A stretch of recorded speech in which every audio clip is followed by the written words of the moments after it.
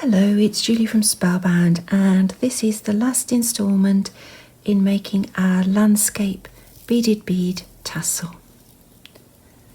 As you can see, we're very nearly there. We've made our wonderful big beaded bead with the embroidered surface. We've made our tassel strands on a separate top bead, and we've made our little beaded bead that's going to enhance the strap. We're now ready to do the final assembly.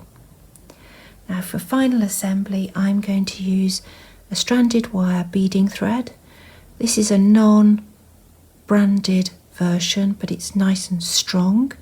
You can use Softlex if you prefer, or a bead-along version of the same type of thing, but you really need a wire beading thread with a decent breaking strength, something like 4 pounds or above, so that it's nice and strong.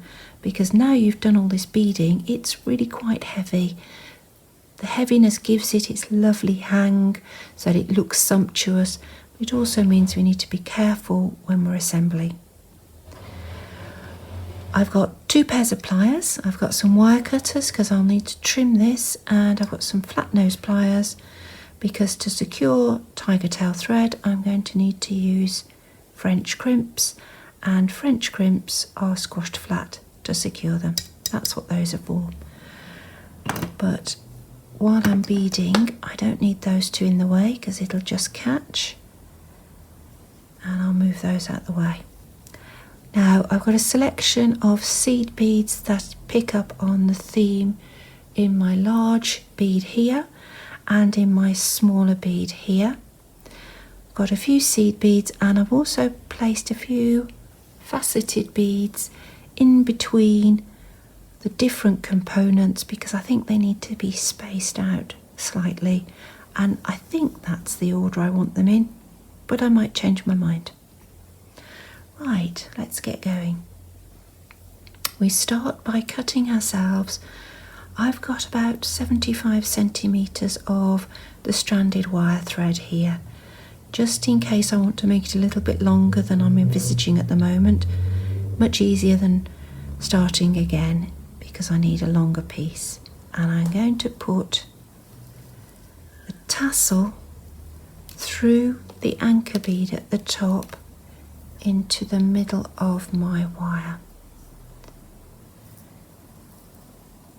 There we go. So I've got both ends together. I'm now going to pass up through the hole in my decorated bead. Now, if you remember, we had a knitting needle running through the centre of that, so I've got a nice clean hole. And I did do the design so it's one way up. It's darker at the bottom here, paler at the top, only subtly, but I know the difference. So I'm going to use it that way up. Now I'm going to have to pass these 2 ends through separately and carefully because they have to go right through the middle of the space, otherwise they will catch on the wire surface inside the bead. Right, and let's make sure that that bead at the bottom pulls right in to the hole. So that's the bead at the top of the tassel, and it's pulling in really snug to the hole in our top beaded bead.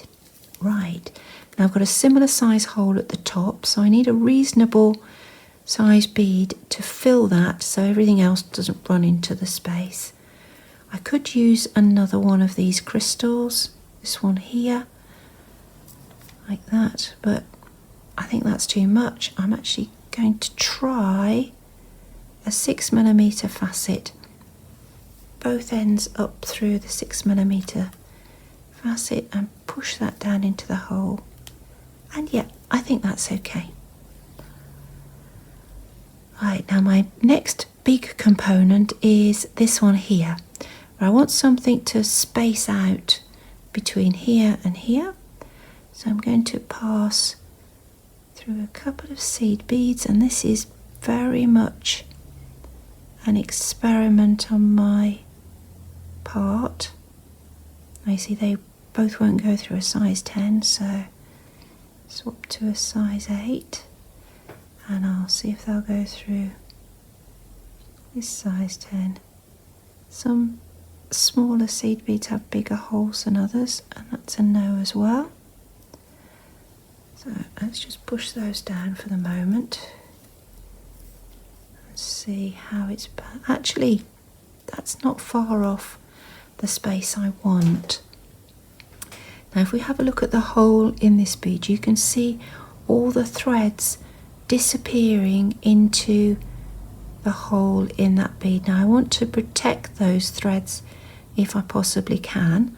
I don't want to go straight up through them with the end of the wire. I need to protect them a little bit. So I'm going to put on a faceted bead. This time it's a 4mm. Now that's a pale blue and I think that will be okay. Let's just compare up. Let's have another look at perhaps a purple one or an olive one. Ah, I've got a little purple flower here. Let's try that. That's not too bad. Let's try that. So, as I say, very much experimentation. Now, when I did the last video, I explained that I'd made this slightly paler at one end, slightly darker at the other. So it's the darker end at the bottom, and one end through, second end through, and you have to wiggle that a bit because it's a smaller hole. Let's see. Yeah, that's just about the right gap. And I'm afraid a lot of designing is just like this. You sort of do something and think, nope, take it out, do something else and think, actually that's not too bad. I'll keep that. Right, now let's have a look at putting a bead above there. And that works too. It just nestles down inside the seed beads. I'm not trying to jam anything too big against it. And now I've put out a purple one to pick up on that theme again, but I'm not 100% sure. Let's try a bronze one because we've got lots of bronze in the design as well. And we've got green, that's too much. Let's have a look at the olive. Go back to that one, I think. Right.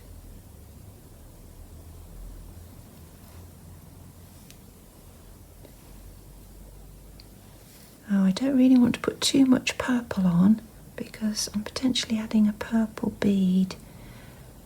So I think what I might do is separate these two strands and put the size 10 that won't fit through both strands onto one strand each.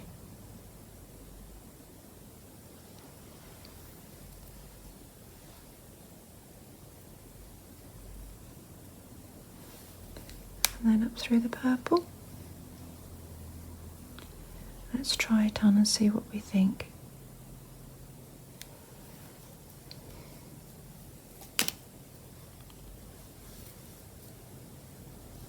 Better, but not terrifically neat. Now off they come. I'm going to have a little rummage in my assortment of beads that I'd put aside from before. Now all of these were potentially going to go on my embroidery.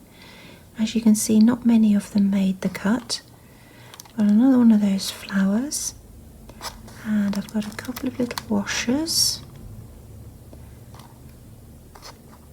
Let's see what we can do with those. Let's have another look at the flower first, although it's purple.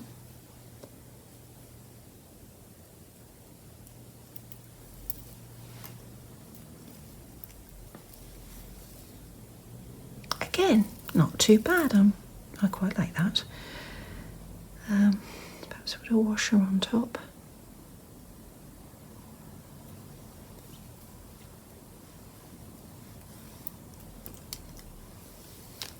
Nope, that's too much, we don't need it. So I'm going to finish with one size 8 seed bead. And now I'm going to separate the strands. And this is where we start to actually create the loop itself. Now you can do a set pattern, you can do it all in one seed bead if you prefer. I'm going to mix together these two and the paler AB purple, and I might put a few more little facets on. So I'm going to do a little bit of stringing and then I'll come back to you and show you how to finish off. So I've had a little play and I've worked out that that sort of combination is just about the right size for the loop that I want to make, and I've kept it relatively random again because it suits the nature of the design. Now you might spot that I've taken out that purple crystal because it was just too heavy colour wise with everything else, and went back to the olive green. But that's what this is all about. It's about playing, it's about seeing what combinations work and what don't. Now I've put on approximately within a bead's width the same length of beading on each side of the stranded wire beading thread. And then onto one end I've threaded a bit of a combination.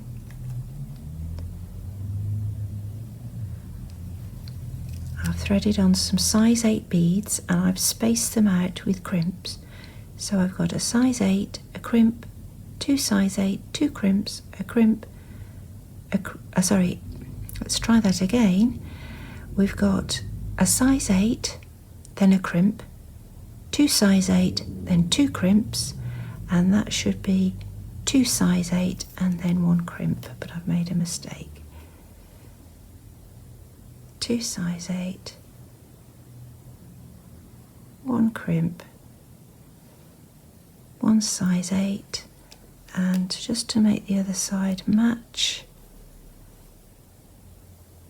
I'm just going to put on the same 2 beads there. So if I show you again, that's the end of both of the ropes, or both of the strands. They both end with a size 8 and a blue bead, and then that's my combination again, which is a size 8 at each end, then a crimp at each end, then 2 size 8, then 2 crimps. Now I'm using size 8 beads here because if you remember earlier I couldn't get 2 thicknesses of the tiger tail, the stranded wire beading thread, through one of the size 10 beads. So I've got the other end of the tiger tail here, or the stranded wire beading thread, and I'm going to pass through that combination of size 8 beads and crimps in the opposite direction and pull up nice and tight. Now I'm pulling in opposite directions, so I pull quite tight, but I need to go back along my design and check everything's sitting together. So the tassel's pulled up here, that olive bead is sitting down in the top hole there, all of this is tight together, and that's nice and tight here. And then I need my flat nose pliers.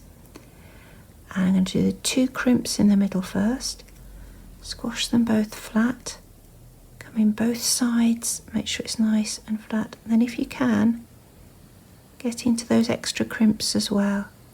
They are there for extra security.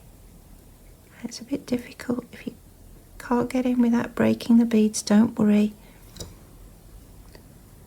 But there we go, we've got 4 crimps now securing that connection. And as I had an extra size 8 seed bead on the end of the stranded wire beading thread pass through that after the last crimp, so I can trim that off really neatly without leaving a nasty burr against the crimp. So that's that end done, and let's do the same at this end.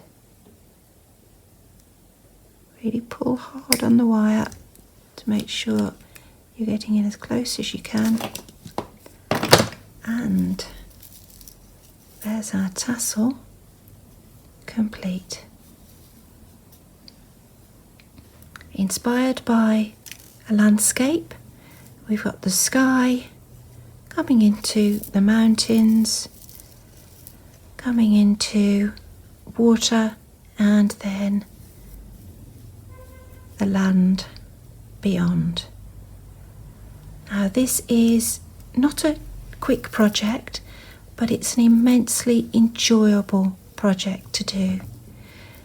Now at Spellbound we're going to put up some little packs for you so that you can buy just the wire and the base beads if that's what you'd like to do, or we're going to put up some inspirational packs of seed beads as well, based on things like landscape, sunsets, things like that, so you can have a go yourself. Now we're going to put up some really close photos of this as well that you can download from the website, so you can look at it really closely and see exactly what I've done. Thank you for joining me while I've made the tassel. I hope you've learnt a few techniques. I hope you haven't giggled too much at my mistakes, and I'd like to wish you a very happy beading weekend, or whatever lies ahead of you. Get your beads out and let's do something really relaxing and fun and creative. Thank you very much, and bye bye for now.